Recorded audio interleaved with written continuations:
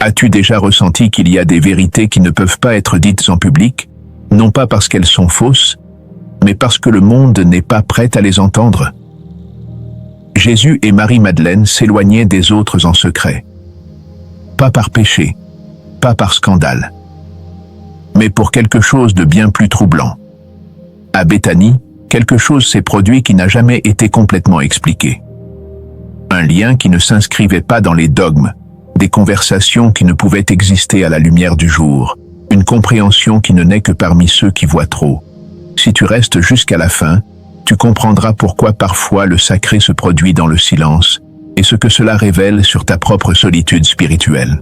Parce qu'il y a un secret, et il ne se comprend que lorsque le bruit s'éteint.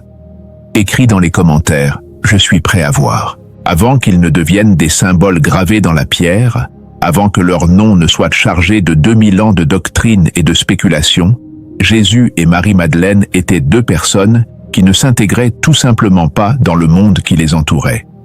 Béthanie n'était pas un lieu saint. Il n'y avait pas de temple majestueux ni de foule attendant des miracles. C'était un petit village, discret, presque oublié dans les collines de Judée, à moins de 3 kilomètres de Jérusalem, mais à des années-lumière de son agitation religieuse et de ses attentes étouffantes. Et c'est précisément pour cela que c'était parfait.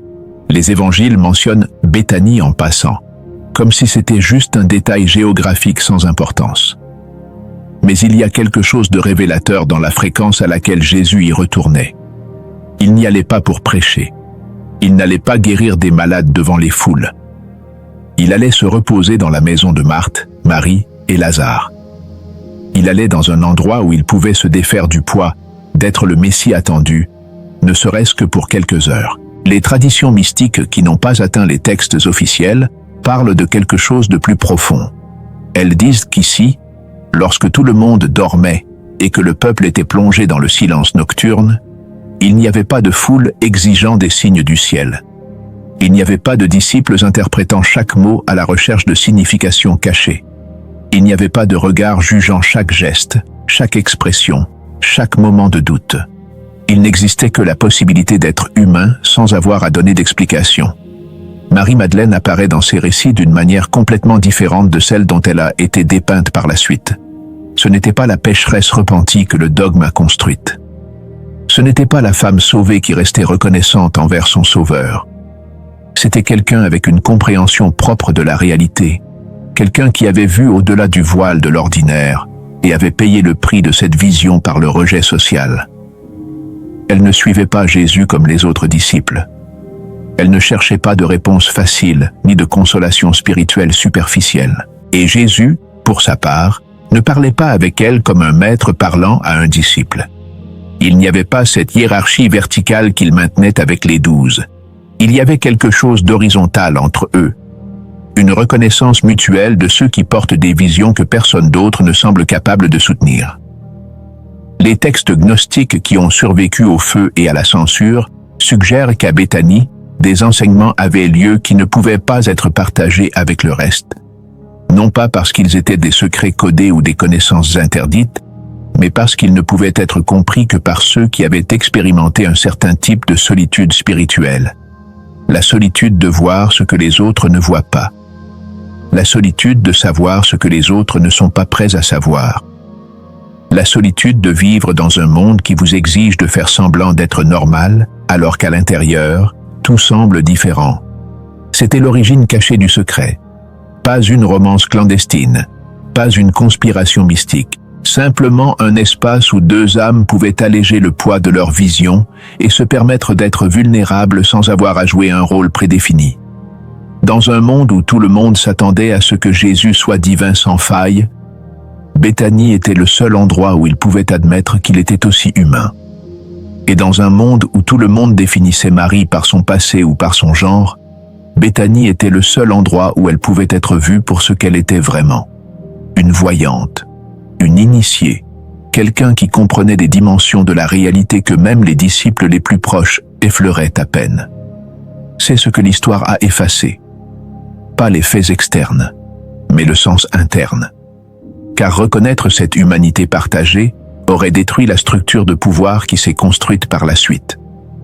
Il était plus pratique de transformer Jésus en une figure inaccessible et Marie en une note de bas de page que d'admettre qu'ils avaient tous deux besoin de ce refuge d'authenticité pour ne pas se briser sous le poids de ce qu'ils voyaient. Commentaire. Le silence enseigne aussi. Il existe un type d'épuisement qui n'apparaît dans aucun texte médical. Ce n'est pas la fatigue du corps après une longue journée. Ce n'est pas la fatigue mentale de trop réfléchir. C'est quelque chose de plus profond et plus difficile à nommer. C'est l'épuisement de l'âme qui se produit lorsque tu vis constamment en traduisant ton expérience interne dans un langage que les autres peuvent tolérer. Quand chaque conversation exige que tu omettes la moitié de ce que tu perçois réellement parce que tu sais que si tu le dis en entier, tu verras ce regard dans les yeux de l'autre. Ce regard qui dit « tu es allé trop loin » revient à ce que nous pouvons tous comprendre. Jésus portait la vision d'un royaume que personne autour de lui ne semblait capable de voir. Il parlait d'un monde transformé, d'une conscience élargie, d'une relation directe avec le divin qui ne nécessitait ni intermédiaire ni temple. Et la réponse qu'il recevait était de la résistance. Les pharisiens l'attaquaient, les Romains le surveillaient, même ses propres disciples malinterprétaient constamment ses paroles, cherchant le pouvoir politique là où il parlait de transformation intérieure. Marie-Madeleine portait quelque chose d'aussi lourd, mais de nature différente. Elle portait le poids d'être perpétuellement définie par le regard masculin de son époque. Peu importait son niveau de compréhension spirituelle. Peu importait sa capacité de vision mystique. Pour le monde qui l'entourait, elle était une femme, et cela la plaçait automatiquement dans une catégorie inférieure, limitée, suspecte. Les évangiles gnostiques révèlent quelque chose de fascinant. Pierre et d'autres disciples ressentèrent de la jalousie envers la relation que Jésus avait avec Marie. Pas de jalousie romantique, mais quelque chose de plus troublant pour eux, de la jalousie que Jésus partageait avec elle des enseignements qu'il ne partageait pas avec eux, de la jalousie qu'elle comprenait des choses qu'ils ne pouvaient pas comprendre. Et leur réponse à ce défi ne fut ni humilité ni curiosité, mais rejet et éventuelle suppression de sa voix. Lorsque deux âmes vivent ainsi, entourées de gens mais profondément seules dans leur compréhension, quelque chose se passe à l'intérieur qu'il est difficile d'articuler pour ceux qui ne l'ont pas expérimenté. Ce n'est pas une dépression clinique, bien que cela puisse se manifester par des symptômes similaires. Ce n'est pas une faiblesse de caractère, même si le monde l'interprète souvent ainsi. C'est l'épuisement existentiel de vivre sans pouvoir être complètement honnête sur ce que vous voyez, ce que vous savez, ce que vous expérimentez dans des dimensions que d'autres ne reconnaissent même pas comme réelles. Imaginez un instant ce que cela signifiait pour Jésus d'être constamment entouré d'attentes impossibles. Certains voulaient qu'il soit un leader militaire qui expulse les Romains. D'autres voulaient qu'il soit un réformateur religieux qui purifie le judaïsme. D'autres attendaient des miracles constants, des signes du ciel, des preuves irréfutables de son autorité divine. Et au milieu de tout cela, il essayait simplement de communiquer quelque chose que les mots peinaient à contenir. Elle essayait de pointer vers une dimension d'existence que la plupart ne pouvaient percevoir. Et le prix de cette vision était l'incompréhension constante, même de ceux qui affirmèrent la suivre. Pour Maria, la situation était encore plus complexe. Elle ne portait pas seulement sa propre vision mystique, mais aussi le poids supplémentaire du fait que cette vision était automatiquement délégitimée parce qu'elle venait d'une femme. Dans une culture où le témoignage féminin n'avait pas de validité légale, où les femmes étaient exclues de l'étude approfondie des Écritures, où leur voix dans les affaires spirituelles était considérée comme irrélevante, elle savait que tout ce qu'elle disait serait d'abord filtré à travers le préjugé de genre. C'est pourquoi elle s'éloignait. Non pas par un secret romantique, bien que des siècles de spéculation aient voulu le réduire à cela. Elle s'éloignait parce qu'en public, il n'y avait pas de place pour la vérité complète de ce qu'elle vivait. Parce que certaines questions qui surgissaient dans leurs âmes ne rentraient pas dans les cadres des temples. Parce que certaines douleurs de la conscience élargie n'admettent pas de témoins qui les interprètent selon leur propre cadre limité. À Béthanie, loin de Jérusalem, mais assez proche pour revenir quand cela était nécessaire, ils pouvaient avoir des conversations qui n'avaient pas besoin d'être traduites. Ils pouvaient poser des questions qui n'avaient pas de réponse facile. Ils pouvaient admettre des doutes sans être jugés comme manquant de foi. Ils pouvaient être des humains complets, avec toute leur complexité, sans avoir à éditer leur expérience interne pour la rendre digeste pour les autres. C'est ce que l'histoire officielle n'a jamais pu traiter. L'idée que même le Christ avait besoin d'un espace de humanité partagée. L'idée que l'initiation spirituelle profonde ne te rend pas invulnérable à la douleur, mais qu'elle te rend souvent plus sensible à des dimensions de la souffrance que d'autres ne perçoivent même pas. Écrit. Je ne suis pas seul dans cela. La version facile, celle qui a été vendue dans des romans et des documentaires sensationnalistes, est que Jésus et Marie-Madeleine avaient un amour interdit. Une romance secrète que l'Église a cachée pour maintenir le contrôle. Ce récit est attrayant, car il est simple, dramatique, facile à consommer. Mais la véritable révélation est beaucoup plus inconfortable que n'importe quelle romance clandestine. Et c'est celle-ci. Jésus avait besoin de quelqu'un qui ne l'idéalise pas. Marie avait besoin de quelqu'un qui n'essaie pas de la sauver.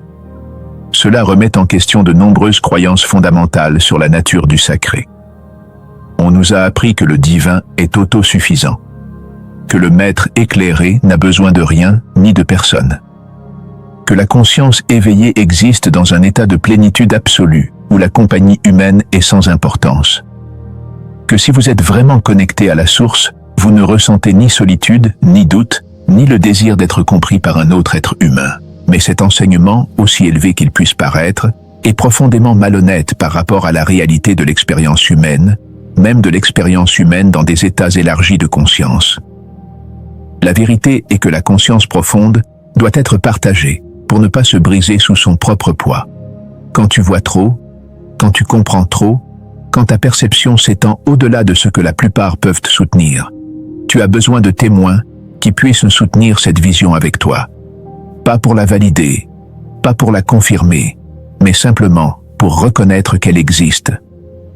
Les textes gnostiques qui ont survécu contiennent des fragments de cette dynamique.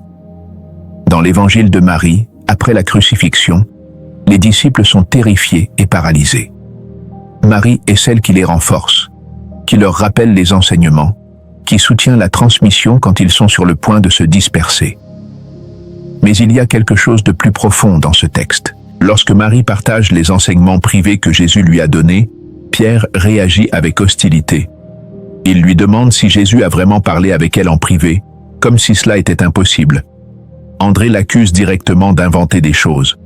Pourquoi cette réaction si défensive?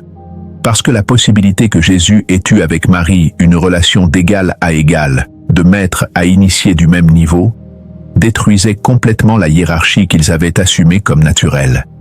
Ils se voyaient comme les disciples choisis, les seuls dignes des enseignements profonds. L'idée qu'une femme, quelqu'un qui selon sa culture était ontologiquement inférieur, puisse avoir accès à des enseignements qu'ils n'avaient pas était intolérable. Mais c'est précisément là que se trouve la révélation inconfortable. Jésus n'a pas choisi Marie comme confidente, malgré le fait qu'elle soit une femme. Il l'a choisie précisément parce qu'elle ne venait pas avec le bagage d'attente messianique que les hommes de sa culture portaient. Elle ne s'attendait pas à ce qu'il mène une rébellion militaire. Elle ne s'attendait pas à ce qu'il restaure le royaume de David. Elle ne s'attendait pas à des miracles constants ni à des démonstrations de pouvoir. Elle se contentait d'observer. Et en regardant, elle comprenait ce qu'il essayait de communiquer à un niveau qui transcendait les limites du langage culturel disponible. De la même manière, Marie n'avait pas besoin que Jésus la sauve. C'est une autre distorsion que la tradition a imposée. La narration officielle l'a transformée en la prostituée rédimée, la pécheresse qui a trouvé le salut au pied du Maître. Mais les textes les plus anciens racontent une histoire différente. Marie était déjà une initiée lorsqu'elle a rencontré Jésus. Elle avait déjà parcouru des chemins de conscience que la plupart des gens ne savaient même pas qu'ils existaient. Elle avait déjà payé le prix social de cette vision par le rejet et la marginalisation. Elle ne cherchait pas de salut externe. Elle cherchait la reconnaissance, au sens le plus profond du terme. Quelqu'un qui pouvait reconnaître ce qu'elle était déjà, sans besoin d'explication. C'est pourquoi ces conversations à Béthanie ne pouvaient pas être publiques. Parce que les autres, même les disciples les plus dévoués, n'auraient pas compris que voir trop fait aussi mal. Ils n'auraient pas compris que l'expansion de la conscience n'est pas un état d'extase perpétuel, mais souvent un poids existentiel qui doit être partagé pour ne pas écraser l'individu. Il y a un passage dans l'évangile de Philippe, un autre texte gnostique, qui dit quelque chose d'extraordinaire. Il dit que Jésus aimait Marie plus que tous les disciples, et qu'il avait l'habitude de l'embrasser sur la bouche. Les disciples lui demandaient pourquoi il l'aimait plus qu'eux. Et la réponse que le texte suggère n'est pas romantique au sens conventionnel. C'est qu'elle pouvait recevoir ce qu'il avait à transmettre. Les autres écoutaient ses paroles et les interprétaient selon leur cadre préconçu. Maria les écoutait et les comprenait au niveau d'où elles étaient prononcées. C'est ce que l'institution religieuse n'a jamais pu traiter. Car admettre cette égalité spirituelle entre Jésus et Maria aurait démoli les structures de pouvoir qui ont été construites en son nom.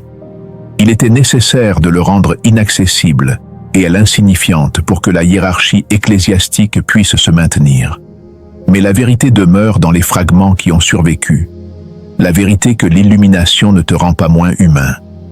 Que la vision profonde n'élimine pas le besoin de compagnie. Que même ceux qui voient des dimensions que d'autres ne peuvent pas voir ont toujours besoin d'être vus eux-mêmes, dans toute leur complexité, par au moins un autre qui puisse soutenir cette vision sans la réduire. Il commente. La vérité ne crie pas toujours. Lorsque nous pensons à des rituels sacrés, nous imaginons des cérémonies élaborées. De l'encens brûlant, des chants dans des langues anciennes, des gestes précis répétés exactement comme ils ont été transmis à travers les générations. Nous imaginons des temples, des autels, des objets consacrés, des vêtements spécifiques.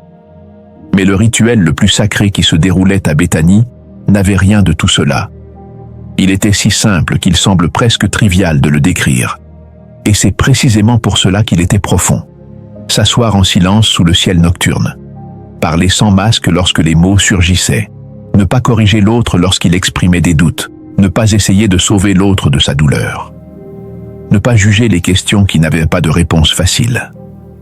Simplement respirer le même air et permettre que la peur, la confusion, la solitude existentielle que nous portons tous les deux puisse exister sans être immédiatement expulsée ou résolue. C'était l'acte sacré. Être vu sans déguisement. Être connu dans l'intégralité de ton humanité, pas seulement dans la partie éclairée que tu présentes au monde. Les traditions mystiques d'Orient ont un concept pour cela. Ils l'appellent satsang, la compagnie de la vérité. Cela ne fait pas référence à être avec quelqu'un qui te dit des vérités élevées. Cela fait référence à être en présence de quelqu'un avec qui tu peux être vrai, sans éditer ton expérience interne pour la rendre acceptable. Dans le bouddhisme tibétain, il existe quelque chose de similaire appelé Kalyanamitra, l'ami spirituel noble. Ce n'est pas un gourou qui te donne des enseignements d'en haut. C'est quelqu'un qui marche avec toi sur le chemin. Quelqu'un qui a vu suffisamment de sa propre obscurité pour ne pas se sentir menacé par la tienne. C'est ce que Jésus et Marie partageaient à Béthanie. Ce n'était pas une relation de maître supérieur et de disciple inférieur. C'était une rencontre entre deux êtres qui avaient trop vu pour pouvoir continuer à feindre la normalité et qui trouvaient dans la présence de l'autre un espace où ils pouvaient relâcher ce fardeau pendant un moment. Imagine cet espace maintenant. Pas en termes abstraits ou historiques, mais comme une possibilité vivante dans ta propre expérience. Un endroit où tu n'as pas à prouver ta valeur spirituelle, où tu n'as pas à montrer seulement ton côté le plus évolué, où tu peux dire « J'ai peur que rien de tout cela n'ait de sens. J'ai peur de voir des choses qui n'existent pas. J'ai peur que mon éveil ne soit qu'une forme élaborée de folie. » Et au lieu de recevoir une correction ou un réconfort superficiel, simplement être écouté sans jugement. Cet espace ne nécessite pas un lieu physique spécifique.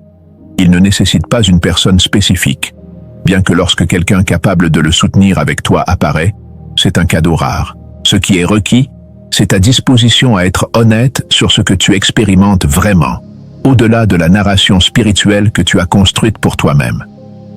La plupart des chercheurs spirituels vivent dans une contradiction épuisante. D'un côté, ils explorent des dimensions de conscience que leurs cercles sociaux normaux ne peuvent pas comprendre.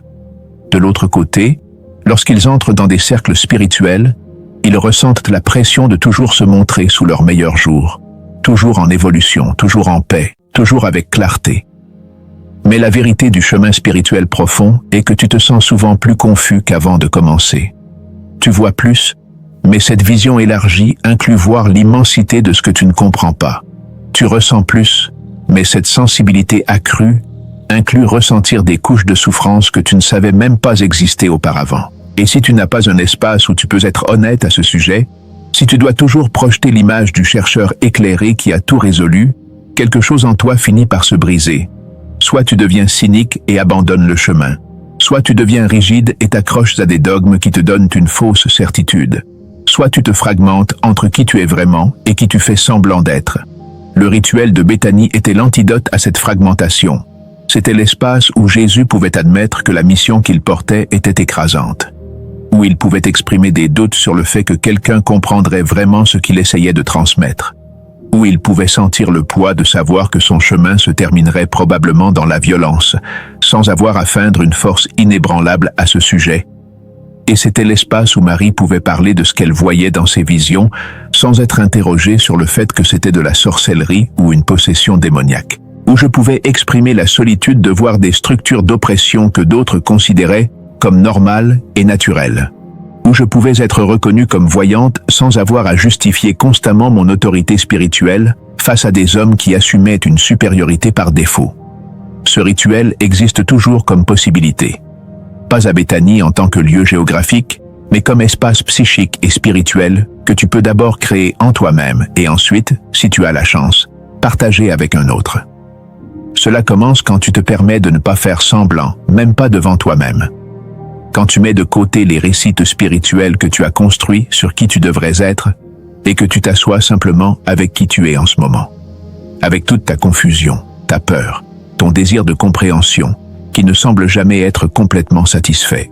Et si tu trouves quelqu'un qui peut s'asseoir avec toi dans cet espace sans essayer de te réparer, sans t'offrir des réponses hâtives, sans te juger pour ne pas être plus avancé, honore cette relation comme le sacré qu'elle est, car elle est plus rare et plus précieuse que n'importe quelle expérience mystique spectaculaire. Écrit, je peux être honnête. Il y a un moment dans les évangiles que la plupart des gens négligent, mais qui révèle quelque chose d'extraordinaire sur ce qui s'est réellement passé entre Jésus et Marie-Madeleine. Tous les disciples masculins s'enfuirent lorsque Jésus fut arrêté. Pierre, qui avait juré de mourir avec lui, le renia 3 fois avant l'aube. Les autres se dispersèrent, terrifiés à l'idée d'être identifiés comme des partisans du condamné. Aucun d'eux n'était présent à la crucifixion. Aucun n'a risqué sa vie pour accompagner son maître dans ses dernières heures. Mais Marie-Madeleine est restée. Avec d'autres femmes, elle était au pied de la croix pendant qu'il mourait. Elle était présente lorsque son corps fut descendu. Elle fut la première à arriver au tombeau le 3e jour. Et c'est à elle qu'il apparut en premier après la résurrection. L'interprétation traditionnelle de cela est que Marie était plus dévouée, plus fidèle, plus aimante que les disciples masculins. Mais cette lecture passe à côté de l'essentiel. Marie n'est pas restée par un courage exceptionnel ou par amour romantique. Elle est restée parce qu'elle avait compris quelque chose à Béthanie que les autres n'avaient jamais complètement saisi. Quelque chose qui émergeait de ces conversations nocturnes sans témoin, de ces moments de vulnérabilité partagée, de ce rituel invisible d'être vus mutuellement dans leur humanité complète. Elle avait compris que témoigner de la douleur de l'autre, sans pouvoir la changer, est aussi de l'amour. Peut-être est-ce la forme d'amour la plus profonde qui existe. Les disciples masculins avaient suivi Jésus en espérant la victoire. Ils espéraient qu'il vaincrait les Romains, qu'il restaurerait le royaume, qu'il prouverait son pouvoir divin de manière indéniable. Lorsque le chemin a mené vers la souffrance et la défaite apparente, tout leur cadre conceptuel s'est effondré. Ils n'avaient pas de ressources internes pour traiter ce qui se passait, car ils n'avaient jamais envisagé cette possibilité. Mais Marie avait vu Jésus dans sa vulnérabilité humaine. Elle avait entendu ses doutes. Elle avait été témoin de ses moments d'épuisement existentiel. Elle avait tenu l'espace pour sa complexité, sans avoir besoin de la réduire uniquement à son aspect divin. C'est pourquoi, lorsque la souffrance finale est arrivée, elle a pu rester. Non pas parce qu'elle ne ressentait ni peur ni douleur, mais parce que sa relation avec lui n'était pas basée sur des attentes de victoire externe.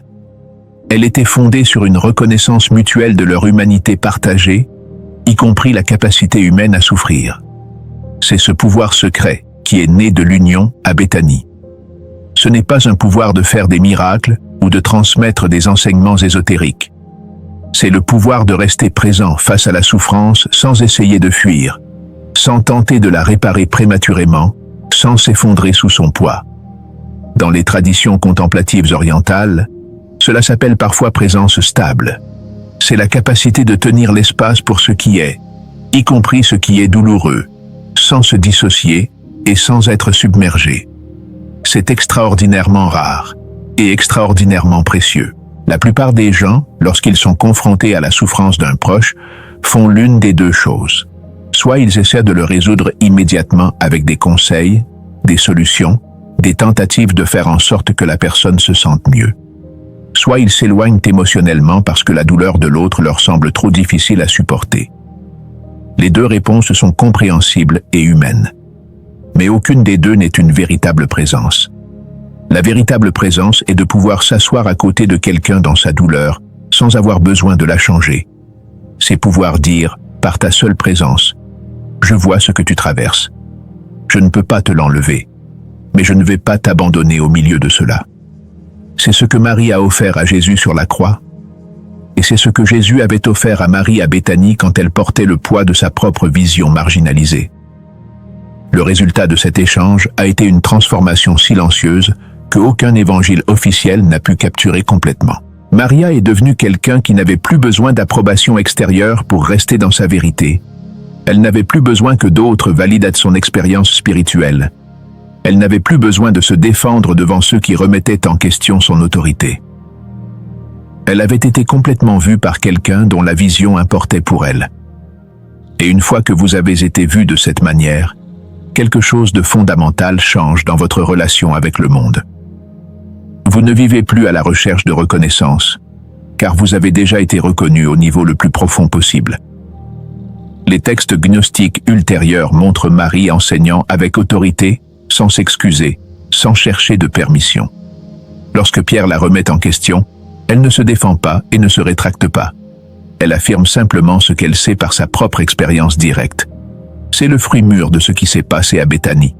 Celui qui a été véritablement vu dans son intégralité ne peut plus vivre endormi dans l'approbation des autres. Il ne peut plus se contenter de relations superficielles où seule une version éditée de lui-même est montrée.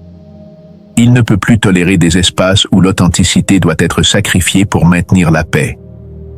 Et peut-être que c'est cela le plus menaçant pour les structures de contrôle. Ce n'est pas la connaissance ésotérique. Ce ne sont pas les enseignements secrets. C'est le simple fait que lorsque les gens ont expérimenté d'être complètement vus et acceptés dans leur humanité totale, ils deviennent impossibles à manipuler avec des promesses d'acceptation conditionnelle. Ils n'ont plus besoin de l'approbation de l'institution religieuse, car ils ont vécu quelque chose de plus profond. Ils n'ont plus besoin de se conformer à des rôles prédéfinis, car ils ont été reconnus au-delà de tout rôle. Ils ne peuvent plus être contrôlés par des menaces d'exclusion, car ils ont déjà trouvé une véritable inclusion dans au moins un autre. C'est le pouvoir secret. Et c'est pourquoi cela devait être effacé de l'histoire officielle. Commentaire: être humain est aussi sacré. Le secret de Béthanie n'a été écrit en entier dans aucun évangile. Car certaines connaissances ne peuvent pas être complètement capturées par des mots. Elles ne peuvent être reconnues que par ceux qui ont eu des expériences similaires. Cela ne parle pas de romance, bien que l'amour soit présent. Cela ne parle pas de conspiration, bien qu'il ait certainement été caché. Cela parle de quelque chose de plus fondamental et de plus nécessaire.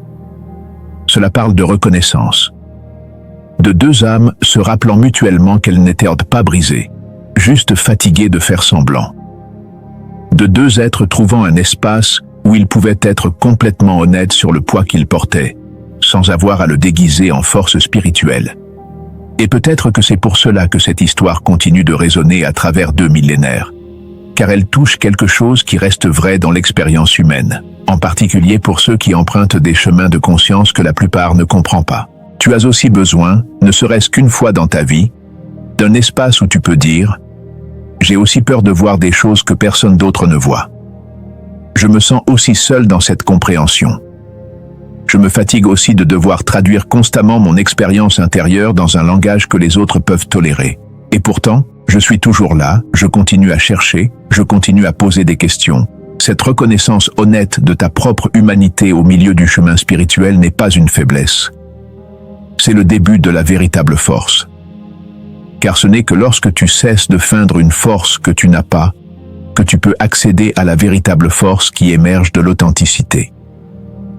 Si ce message a éveillé quelque chose en toi, cette chaîne est un refuge pour les âmes qui s'éveillent sans bruit. Abonne-toi, non pas pour apprendre plus d'informations, mais pour te rappeler ce que tu sais déjà à un niveau profond, mais que tu n'as peut-être jamais eu la permission de dire à voix haute.